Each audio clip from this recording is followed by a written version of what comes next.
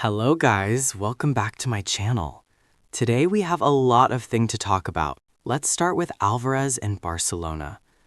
The situation surrounding Julian Alvarez is starting to become increasingly complicated, and it's a story that is attracting a lot of attention across Europe. The Argentine striker, currently playing for Atletico Madrid, recently added fuel to the speculation about his future. After Atletico's victory against Tottenham in the Champions League, Alvarez was asked about what lies ahead for him in the coming seasons. Instead of shutting down the rumors, he chose to keep things open. His response was vague but intriguing, suggesting that anything could still happen regarding his future. Naturally, those words did not go unnoticed in Barcelona. According to several reports from the Spanish sports press, the Catalan club has been closely monitoring the Argentine forward. Within the Barcelona hierarchy, Alvarez's profile is highly appreciated. The club's sporting directors admire his energy, his ability to move intelligently across the attacking line, and his talent for combining with teammates in tight spaces. Perhaps most importantly, they value his instinct in front of goal. These qualities make him the type of modern striker Barcelona believes could perfectly fit into their long-term project. Even though Robert Lewandowski remains one of the most dangerous strikers in European football, the reality is that time eventually catches up with everyone. The Polish forward is approaching the latter stages of his career, and at nearly 38 years old, Barcelona knows that planning for the future is no longer optional, it's essential. Because of that, the club has begun quietly exploring potential successors who could eventually take over the role of leading the attack. Julian Alvarez fits that vision remarkably well. He is versatile, dynamic, and capable of playing multiple attacking roles. Whether operating as a central striker, a second forward, or even drifting into wider positions, his flexibility gives coaches numerous tactical options.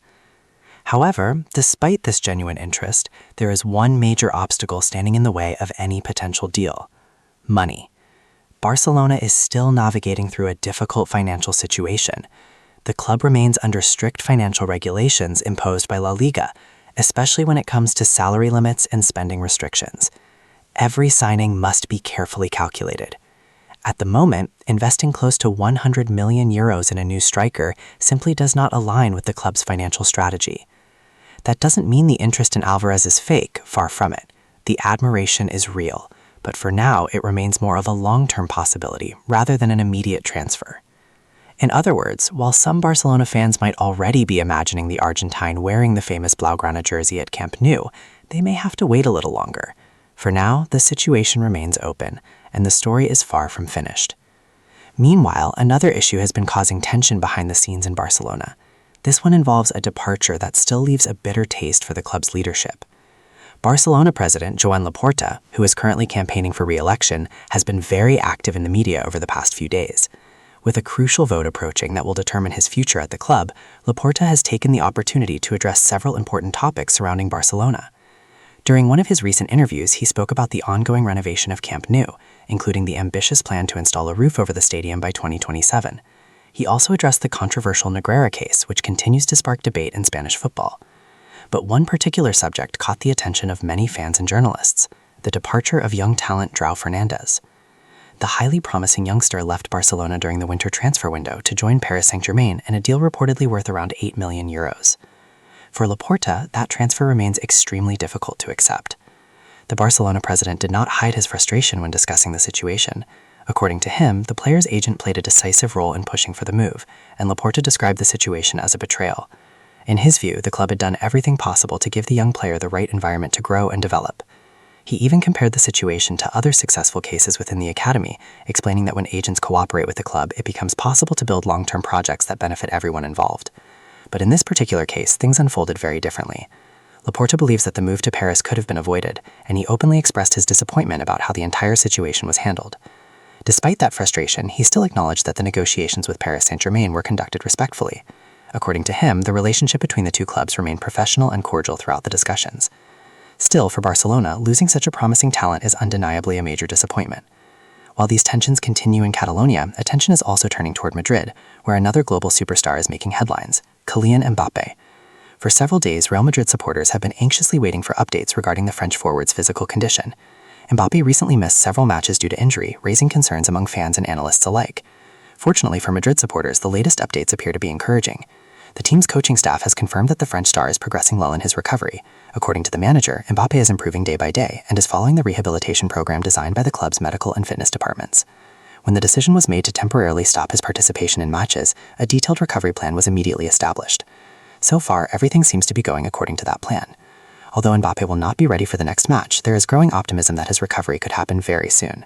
Some insiders even suggest that he might be able to travel with the team for an important upcoming game in Manchester. Of course, the club remains cautious. The final decision will depend on how the player feels physically over the next few days. Real Madrid's medical staff will carefully evaluate his condition before allowing him to return to competitive action. Another question also remains, his potential involvement with the French national team in the upcoming international break. For now, Real Madrid intends to keep full control of the situation. The club does not want to take any unnecessary risks, especially if the player has not fully recovered. But while speculation continues, Mbappé himself decided to send a reassuring message to fans. On his Instagram story, the French star shared footage of himself training at Real Madrid's training center. In the video, he can be seen working with the ball, performing quick movements, and even taking a few shots on goal. From the images, he appears sharp, energetic, and fully focused on getting back onto the pitch. For Real Madrid supporters, these images are extremely encouraging. Everything now suggests that Mbappé's return to action could be just around the corner. But the international football scene has another story developing as well. A controversy is emerging around the upcoming Finalissima, the special match that pits the winner of the Copa America against the champion of the European Championship. This edition promises to be a spectacular clash. Argentina, the reigning champions of South America, are expected to face Spain, the current champions of Europe. Originally, the match was scheduled to take place in Doha. However, due to logistical complications related to the organization of the event, discussions began about relocating the match. One of the proposed alternatives was Madrid, specifically the iconic Santiago Bernabéu Stadium. However, this idea does not seem to sit well with the Argentine Football Federation. According to several reports, Argentine officials believe hosting the match in Spain would provide a clear advantage to the Spanish national team. From their perspective, playing such an important match in Spain would compromise the neutrality that such a final should ideally maintain. Because of this disagreement, other potential host cities are now being considered. Lisbon and London have emerged as two serious candidates capable of hosting the event. For now, discussions are still ongoing, and no final decision has been made. Finally, we move to England, where the situation at Chelsea is becoming increasingly tense. After suffering a heavy defeat against Paris Saint-Germain in the Champions League, criticism toward Chelsea's manager Liam Rosenior has started to grow. Several analysts have questioned some of his tactical decisions during that match. One of the most controversial choices involved the goalkeeper position. Rosenior decided to start Danish goalkeeper Philip Jorgensen instead of the usual first-choice keeper Robert Sanchez.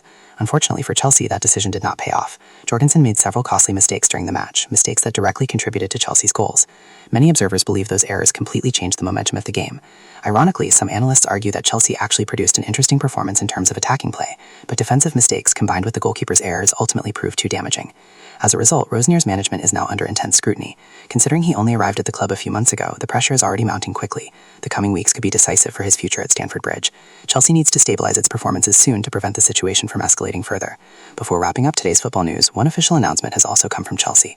The club has confirmed that captain Reece James has signed a contract extension that will keep him at the club until 2032. The English fullback, who became one of the team's leaders following the departure of Cesar Azpilicueta, is now clearly part of Chelsea's long-term vision. This new deal shows the club's commitment to building its future around key players capable of leading the next generation of the Blues.